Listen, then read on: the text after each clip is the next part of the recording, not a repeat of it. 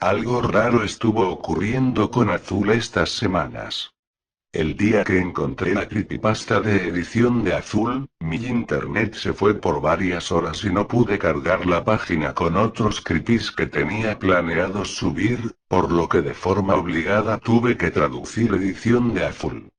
Estos últimos días, uno de ustedes, mis queridos pokeamigos, me habló sobre la creepypasta Lágrimas de Azul, una que tiene varios años de antigüedad pero que sus traducciones al español están hechas con el traductor de Google. Pensé en darles unas semanas de descanso de la región de Kanto, y específicamente de Azul, pero por lo visto el destino nos volvió a cruzar, ya que mi computadora, donde tenía la creepypasta a estrenarse el día de hoy, no enciende y otra vez me vi obligado a traducir una historia de Azul. Como diría Dross, esto una doble curiosidad perturbadora, y siendo octubre el mes del horror, lo hace más extraño aún. Me pareció interesante contarles esto, y de paso, que sepan por qué Azul fue tema repetido estas 2 semanas y por qué este vídeo puede tener una calidad diferente a los anteriores. También, al ser una creepypasta antigua, notarán algunas cosas en su historia que luego fueron copiadas y repetidas hasta el hartazgo por otros escritores. Como último aviso, en los próximos días, con mi computadora ya arreglada, les traeré el especial de la región de Sinnoh. Este especial dará inicio a una nueva sección para el canal, que creo que a muchos les gustará. Sin más, que disfruten de las lágrimas de Azul.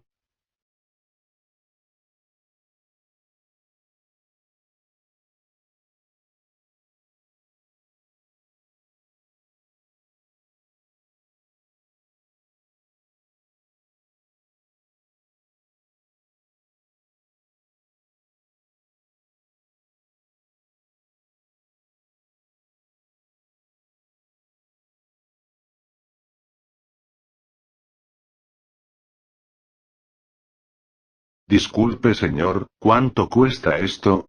Es gratis. Llévatelo. ¿Estás seguro? Tengo algo de dinero encima. Te dije que es gratis. Llévatelo y vete de aquí. Lo siguiente fue un intercambio de palabras entre un hombre bastante malhumorado y yo. Tomó lugar en una venta de garaje. Siempre sentí fascinación por estos lugares, ya que las cosas más interesantes suelen venderse en ellos.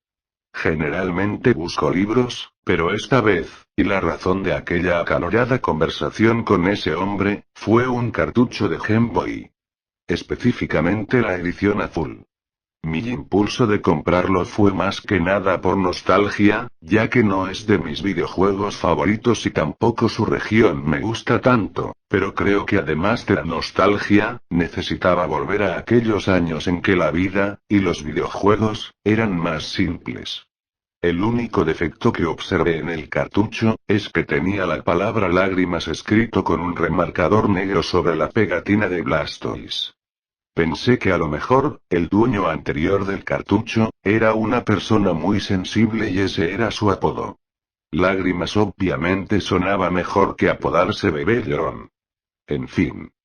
Tomé este cartucho, obsequiado por el malhumorado hombre, y me fui a mi hogar, no sin antes dejar $1 en la mesa del sujeto. Me sentía mal por llevármelo sin pagar nada. Ya en casa, tomé mi consola. La escena de presentación sonaba bastante distorsionada. Algunas partes de la melodía sonaban muy bajas y otras demasiado alto. Era algo inquietante. Imaginé que el videojuego ya estaba un poco gastado de tanto uso, así que no le presté atención. El dueño anterior del cartucho, aquel llamado Lágrimas, había dejado una partida guardada, pero en la vista previa no pude observar el nombre de su personaje, ni su Pokédex ni el tiempo que pasó jugando. Aquel cuadro de información estaba completamente vacío. La curiosidad me sobrepasó y retomé su partida guardada. La pantalla quedó en negro y en silencio. Me sentí decepcionado. ¿Acaso ya había muerto la batería del cartucho? Estaba por apagar mi consola, cuando un cuadro de texto apareció. Me han despojado de todo. De mi título de campeón. Del respeto de mi abuelo. Incluso mi Pokémon murió por culpa tuya. No toleraré más esto. Te encontraré. Me sentía algo confundido. ¿Quién era el personaje que mencionaba aquello? ¿A quién iba referido ese mensaje? Mi corazón comenzó a latir un poco más rápido. Seguramente era por culpa del miedo. Toda la situación era bastante extraña, pero mi curiosidad me empujó a seguir jugando. La pantalla en negro dio lugar al interior de la torre Pokémon. La melodía de fondo sonaba perfectamente, a diferencia de aquella pantalla introductoria distorsionada. Azul, el rival de aquella generación, se encontraba parado frente a una de las lápidas de aquel tenebroso sitio. Él se quedó en silencio varios minutos mientras aquella melodía perturbadora continuaba sonando. Finalmente habló. Esto termina hoy. Por el bien de los dos. Presioné todos los botones pero fue en vano, no podía controlar a su personaje. Azul se fue de la torre, pero la melodía de esta continuó sonando mientras recorría Pueblo Lavanda. El sonido se hacía cada vez más intenso pero me sentía atraído por él. Me era imposible bajar el volumen. No me pregunten por qué. Azul se detuvo y volvió a hablar. Vuelo. Aquello sonaba más a una orden que a un pensamiento. Me di cuenta que me lo estaba ordenando a mí, ya que por fin pude tomar control de la situación. El único Pokémon en su equipo era un Pidgeot. Este no tenía nivel y su barra de energía estaba en cero. Su único movimiento era vuelo. Lo seleccioné y el mapa de Kanto apareció. Un lugar llamó mi atención por completo. El Monte Plateado.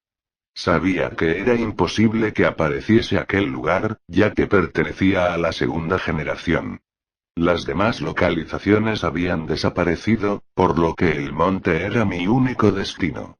Al llegar, Azul se colocó en la entrada del monte, pero el spray de su Pokémon continuaba a su lado. Un efecto de sonido, similar al que se oye cuando entras o sales de un lugar, se escuchó. Luego, Azul le habló a su Pokémon. Sal volando de aquí. Eres libre. Por lo visto, aquel sonido era de la Pokébola de Pidgeot, siendo destrozada. La criatura dio un grito de combate y luego salió volando.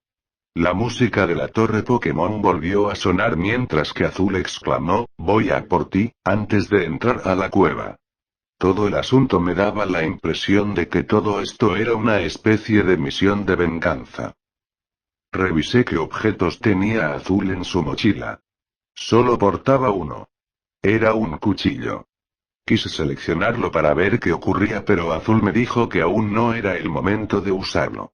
Tras esto, el personaje volvió a moverse por su cuenta. Durante su travesía por el monte, Azul jamás se topó con un Pokémon salvaje, pese a que podía oír diversos gritos de combate. Creo que los Pokémon sentían la energía negativa que rodeaba a Azul y gritaban de miedo. Finalmente, Azul llegó a aquella cima donde Rojo y Oro se enfrentaban en las ediciones de Oro, Plata y Cristal. Azul se acercó lentamente. La música de la torre también comenzó a sonar mucho más lenta y pausada. Esto le daba un ambiente oscuro a toda la situación. Azul le habló a Rojo y este respondió con sus típicos puntos suspensivos. Azul no tomó demasiado bien aquella respuesta. No me ignores como sueles hacer con el resto de personas y entrenadores.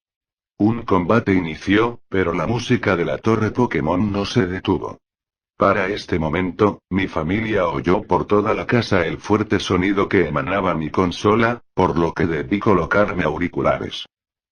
Sentía mis oídos perforarse por el sonido, pero no podía bajar el volumen, mi mente lo ordenaba pero mi mano simplemente no obedecía.